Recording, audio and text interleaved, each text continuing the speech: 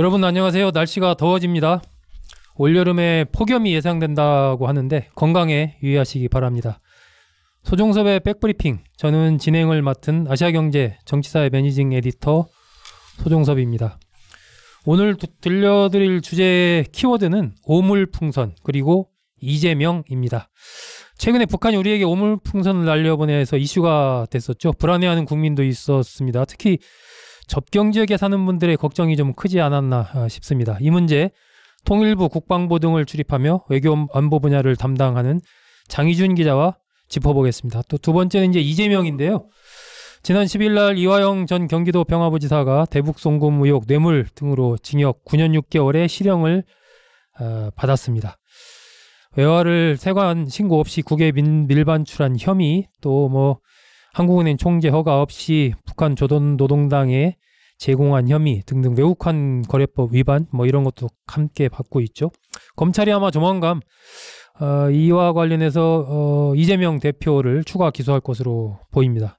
그렇게 된다면 이재명 대표는 재판을 4개 받게 되는 셈입니다. 사실관계 여부도 중요하지만 이 재판 기간이 어떻게 되느냐, 즉 다음 대선 전까지 대법원의 확정 판결이 나올 수 있느냐, 이것에 따라서 굉장히 좀 달라질 여지가 있어 보이고, 그러다 보니까 이제 헌법 84조를 둘러싼 대통령 그 불소추 특권이죠.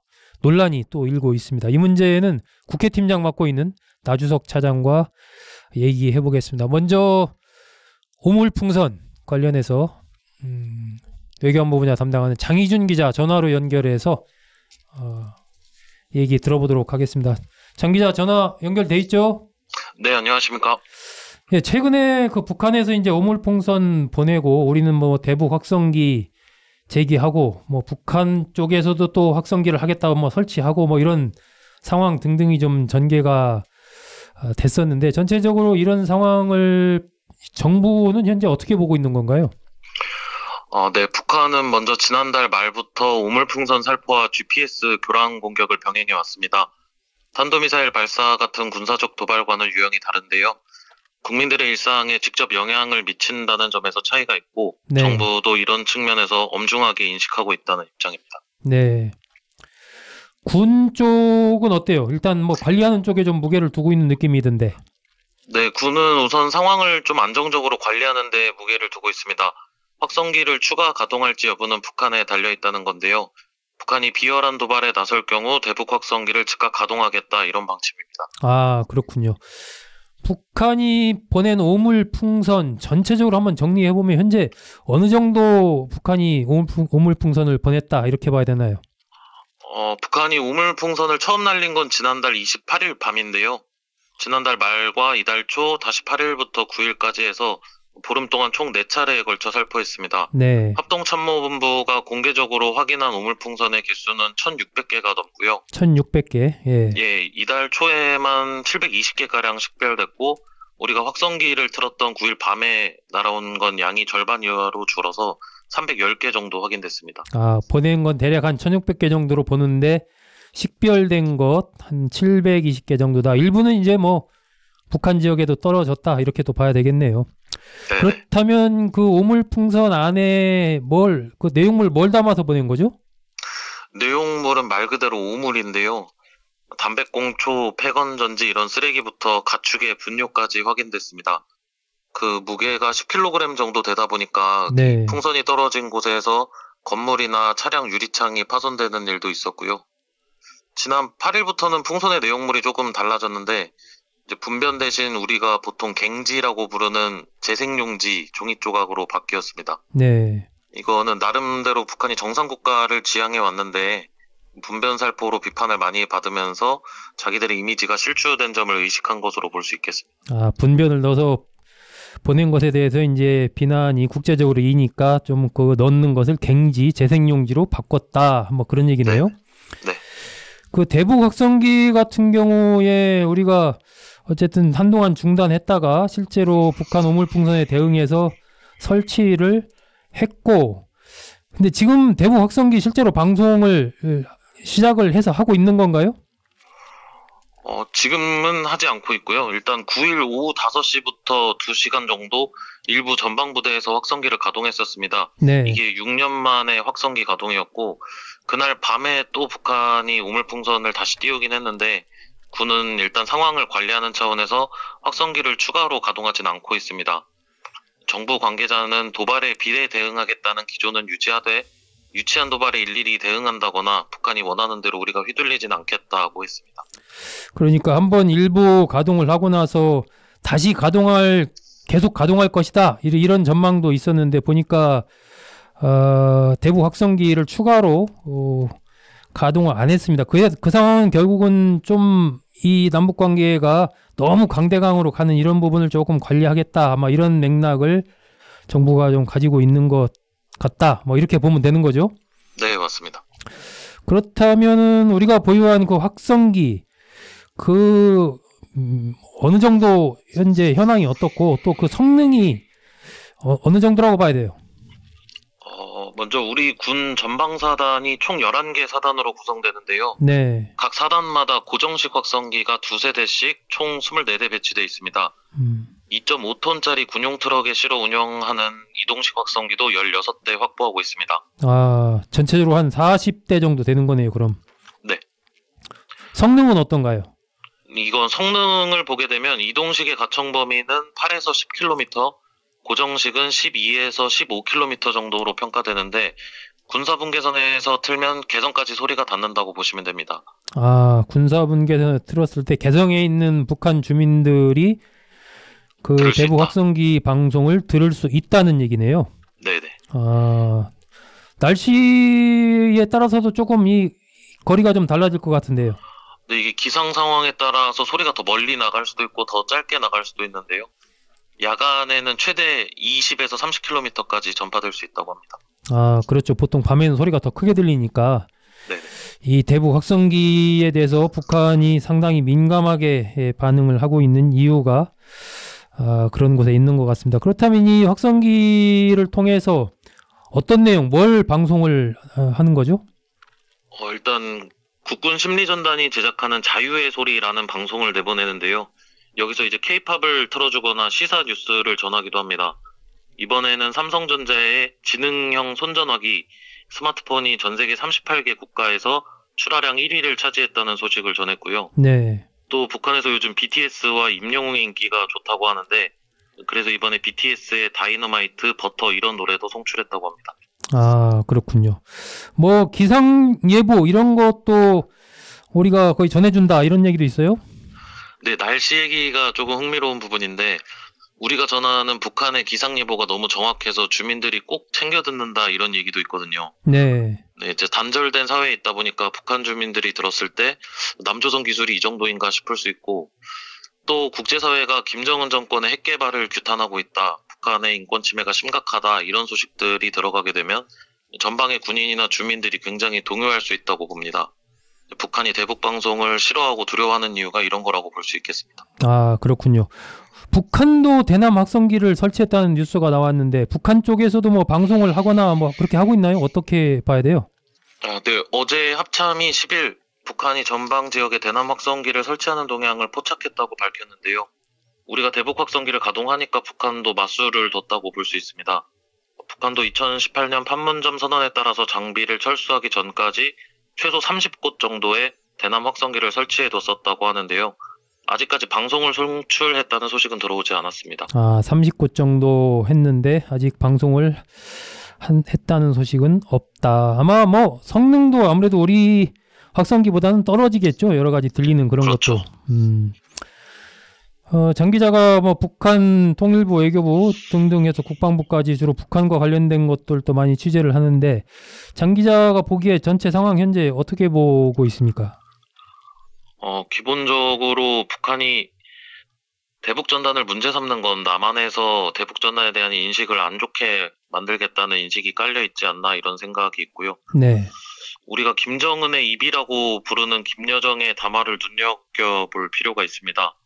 김여정은 9일 자정에 가까운 시간 담화를 냈는데 만약 한국이 국경 너머로 삐라 살포 행위와 확성기 방송 도발을 병행해 나선다면 의심할 바 없이 새로운 우리의 대응을 목격하게 될 것이라고 했습니다. 아, 새로운 대응. 예.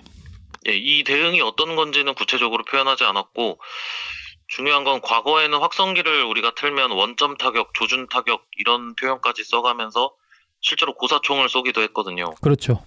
그런 것과 비교하면 상당히 많이 물러난 태도라고 볼 수 있겠고요. 네. 북한이 또 추가 행동에 나설 조건을 대북전단과 확성기를 병행할 때라고 설정했는데, 둘 중 어느 하나만 해도 도발하겠다는 게 아니라 둘 다 동시에 하면 우리도 가만히 있지 않겠다 이런 거라서 명분상 위협은 하되 수위는 조금 조절했다고 볼 수 있겠습니다. 네. 정부도 결국 북한의 이런 반응을 판단을 해서 뭐 굉장히 강성이 아니라 어느 정도 좀 유화적인 태도구나 이렇게 판단을 했기 때문에 굳이 자극하기 위해서 뭐 확성기를 더 가동한다거나 이렇게 안 하고 있다 이렇게 지금 봐야 되는 거죠? 예, 맞습니다. 전문가들도 상황을 보는 시각이 좀 있을 것 같은데 전문가들은 어떻게 보고 있나요? 전문가 전망은 다소 엇갈리는 면이 있는데요. 말씀드린 것처럼 북한이 수위를 조절하고 있기 때문에 이 정도 선에서 소강 상태로 들어갈 거다. 또 빠르면 이달 안에 푸틴 러시아 대통령이 방북할 거란 얘기도 계속 나오고 있어서 군사적 충돌까지는 피하지 않겠냐라고 보는 전문가도 있고요. 당장 레드라인까지 넘지는 않더라도 북한이 도발 수위를 계속 높여갈 거라고 보는 시각도 있습니다. 네.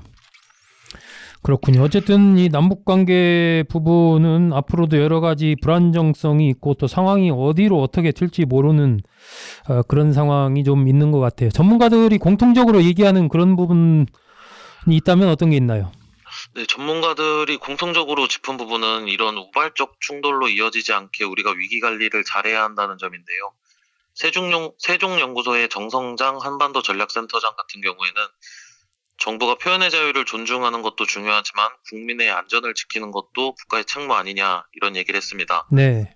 전단 살포를 법으로 금지해서는 안 되겠지만 적어도 자제를 요청할 필요는 있어 보인다 이런 조언이고요. 이게 조금 전에 확인된 소식인데 통일부도 조만간 대북 전단을 날리는 탈북민 단체들과 면담하는 자리를 마련할 예정이라고 합니다. 아, 그렇군요.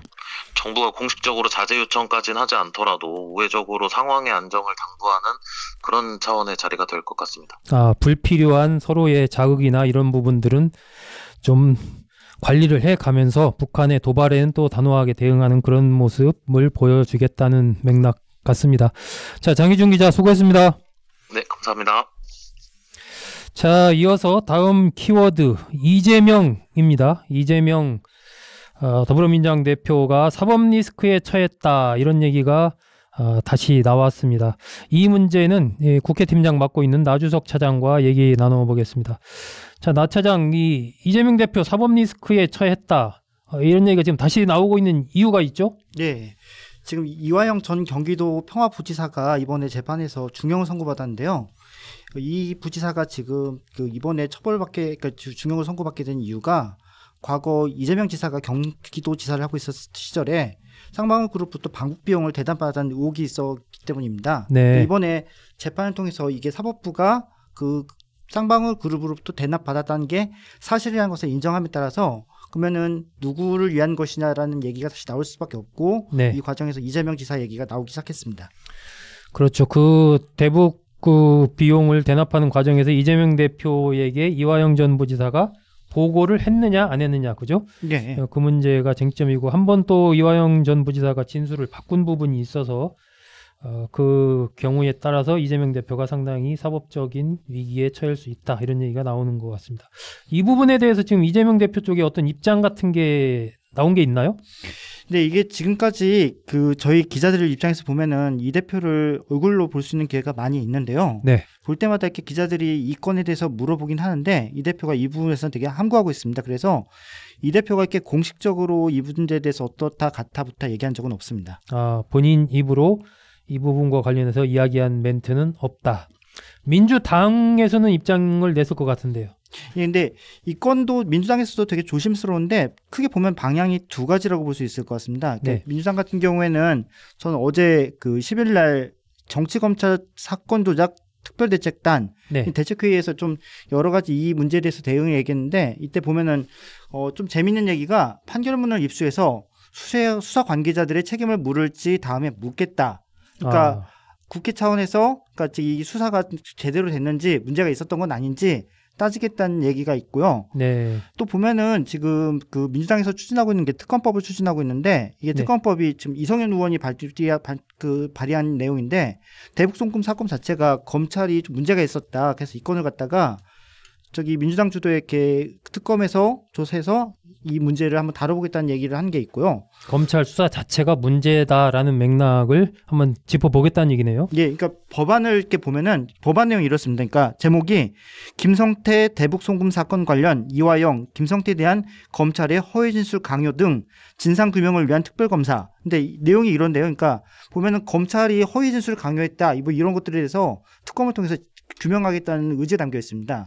검찰을 강하게 압박을 하는 법안을 가지고 좀 하겠다 그런 예. 얘기네요. 그것도 이거 말고도 또 다른 내용이 있는데요. 그러니까 보면은 이거는 그 건에 대한 측면인데 사법개혁 전반을 언급하는 게 있습니다. 네. 좀 최근에 좀 이 얘기는 좀 파격적이어가지고 눈길을 끄는데 그 판사 선출제를 언급한 부분이 있습니다. 판사 선출제. 그러니까 민주당 원내대표가 이 부분에 대해서 SNS에 거론을 한 정도인데 그러니까 아직 뭐 공식화됐다거나 한 건 없는데 판사 선출제를 얘기했다든가 아니면은 검사 탄핵을 얘기하고 또 법 왜곡죄나 아니면 검사 기피제 이런 제도들을 갖다가 새로운 법안들을 만들어 가지고 뭐 그래서 법 왜곡죄 같은 경우에는 판사나 검사가 법을 왜곡했었을 경우에 처벌한 내용이고 검사 기피제 같은 경우에는 지금도 뭐 법원 같은 경우에서 재판부를 기피할 수 있는 것처럼 나 저 검사한테 수사 안 받겠어요 하면은 검사 바꿀 수 있는 뭐 이런 것들을 입법으로 하겠다는데 좀 전방위적으로 이렇게 사법 전반이나 이렇게 압박을 하고 있다고 볼 수 있을 것 같습니다. 판사 선출제도 뭐 그런 맥락인가요? 네, 비슷합니다. 그러니까 지금 판사도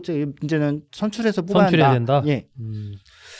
이 전체적으로 이번 그 사건 이재명 대표 사법 리스크 관련해서 국민의힘 쪽은 어떤가요? 그러니까 국민의힘 저기 수석 부대변인이 한 얘기인데요. 곽규택 수석 대변인 같은 경우에는 이번 사건 판결이 나온 직후에 이전 부지사의 유죄를 인정한 것이다. 그렇기에 이전 부지사 상관이었던 경기도지사 이재명 대표에 대한 수사로 귀결되는 것은 당연한 수순이다. 이렇게 얘기하고 있는데 지금 그 이 건과 맞물려 있는 게 그 국회 원구성 상황이 지금 그 민주당 쪽에서 강행 처리되고 있어서 단독 구성된 상태인데 네. 국민의힘은 이 건이 그러니까 비단 민주당의 전략적인 측면이 아니라 이 대표에 대한 방탄하고 맞물려 있는 사안이다. 네. 이 정도 이렇게 속도를 내는 이유도 다 법사위를 빨리 가지려고 하는 거고 법사위를 빨리 가지려는 것들은 이재명 대표를 위한 여러 가지 그 특검이라든지 아니면 사법개혁이라든지 이런 것들을 갖다가 속도 내기 위해서 계속 빨리 움직이는 거라고 설명을 하고 있습니다. 네. 그 헌법 84조 해석을 둘러싸고도 여러 가지 뭐 전문가들도 입장이 좀 다르고 논란이 분분합니다. 이 대통령이 임기 중에는 소출을 안 당한다. 불소추 특권에 대한 부분이 헌법 84조인데 이것이 만약에 이재명 대표가 현재로서는 유력한 대선 주자이기 때문에 이 문제가 이번 사건과는 어떻게 지금 연결이 되는 건가요? 예, 지금까지 이 대표 같은 경우에는 아까 그 말씀하신 것처럼 세 건이 재판이 지금 진행되고 있고 만약에 이 건까지 통화하면은 4건이 되는데 그러니까 이 문제에 대해서 지금 한동훈 전 국민의힘 비상대책위원장이 문제를 제기했던 건데요. 네. 만약에 이 대표가 대통령이 된다면은 그때까지 재판이 안 끝났을 경우에는 그럼 앞으로 어떻게 되느냐에 대해서 조금 물어봤었습니다. 사실 이런 문제는 우리가 상상하지 않았던 문제였는데 이런 상상하지 않았던 문제에 대해서도 이렇게 좀 따져보게 된 건데요. 네. 여기에 대해서는 지금 저도 좀 흥미로웠던 게 그 헌법학자들 또 저기 뭐 헌법재판관 출신의 뭐 법조인들 등등등 했을 때 의견이 많이 갈립니다. 이게 다 다르죠? 예. 이게 특징적인 게 이 특권을 갖다가 대통령의 특권으로 이해하는 사람들 같은 경우에는 제한적으로 이용해야 한다는 얘기를 하는 쪽이 있고 네. 또 반대로 대통령의 특수한 지위라는 점을 고려해야 한다. 그 대통령이 이런 조항들을 뒀던 건 사실 이 재임 기간 동안에는 최소한 그 재판으로부터는 영향을 받지 않기 위한 취지인데 그런 부분도 고려해야 한다는 얘기도 있는데요. 이 건 관련해 좀 생각했던 게 왜 그러면은 한동훈 비대위원장은 약간 여러 가지 가정이 들어가야지 됐는데 이런 문제를 제기했을까 생각했는데 네. 오늘 그에 대해서 좀 생각이 들었던 부분은 그 재판들이 지금 이재명 대표 관련 재판들이 되게 지체되고 있는데 법원을 상대로 만약에 이런 아주 초헌법적인 상황이 직면하기 싫다면은 빨리빨리 재판을 서두르지 않으면은 그 뭐 대통령이 됐었을 경우에 정작 이렇게 머리를 아파야 할 사람들은 사법부니까 그만큼 속도를 내라는 의미가 아닐까라는 생각을 했습니다. 지금은 관건이 어쨌든 이재명 대표의 혐의 사실관계도 중요하지만 사실 이 재판의 결과, 재판 기간이 얼마나 걸리느냐에 따라서 정치적인 변동성이 굉장히 커진 상황 같습니다. 지금 뭐 나주석 차장도 얘기했지만 재판의 결과가 대선 전에 나올 수 있느냐 그 자체가 지금 쟁점이 되고 있는 상황이어서 이건 전에 없던 새로운 상황이 아닌가 싶습니다. 그렇다면 이재명 대표 측에서는 뭐 쉽게 생각하면은 시간을 질질 끌어서 뭐 대선 전에 재판 결과가 안 나오도록 하려고 하는 게 뭐 상식적으로 그렇게 생각하기 쉬운데 현재 이 대표 측 전략은 어떻게 봐야 되나요? 그러니까 지금 재판이 그 세 개가 진행되고 있다는 게 좀 지켜봐야 할 부분인데요. 대장동 사건이라고 불렸던 여러 사건들이 병합된 사건인데 이건 관련해서는 아무래도 좀 시간이 많이 걸릴 것 같고 네. 그에 비해서 저도 오늘 그 법조 출입 기자들하고 상의를 해봤는데 그러니까 공직선거법하고 위증교사 사건 같은 경우는 좀 사건이 단순해서 네. 뭐 재판부나에서 속도를 낸다면 좀 속도를 낼 수 있는 부분도 있다고 합니다. 그래서 아까 말씀드렸던 것처럼 한동훈 위원장도 이런 건들에 대해서 법원이 빨리 판단을 내리는 게 필요하지 않나라고 촉구했던 게 아닌가 싶긴 한데요. 네. 기본적으로 그 아까 원구수 그 민주당의 여러 전략이나 이후의 행보들을 봤었을 때 이 대표 쪽으로서는 시간을 버는 쪽에 힘을 두고 있다고 생각해야 할 것 같습니다. 네, 지금 뭐 이재명 대표로서는 검찰과 공방이 본격화되고 있고 어떻게 보면은 이제 지금부터가 또 시작이다 이렇게 볼 수 있을 것 같습니다. 검찰은 빠르게 진행하려고 할 거고 수사를 이재명 대표는 그걸 늦추는 그런 움직임을 좀 본격적으로 국회를 통해서 입법이나 기타 등등을 통해서 좀 방어하려는 그런 모습을 보이는 것 같습니다. 네, 오늘은 두 가지 주제에 오물풍선과 이재명 키워드로 해서 이슈와 관련된 여러 가지 맥락들을 좀 쉽게 짚어봤습니다. 장희준 기자, 나주석 차장 두 사람이 수고를 해줬습니다. 날씨가 점점 더워지고 있는데 여러분 건강 좀 각별하게 챙기시고요. 다음번에는 더 흥미로운 이슈를 가지고 찾아뵙도록 하겠습니다. 저는 아시아경제 정치사회 매니징 에디터 맡고 있는 소종섭이었습니다. 소종섭의 백브리핑 이만 마칩니다. 여러분 감사합니다.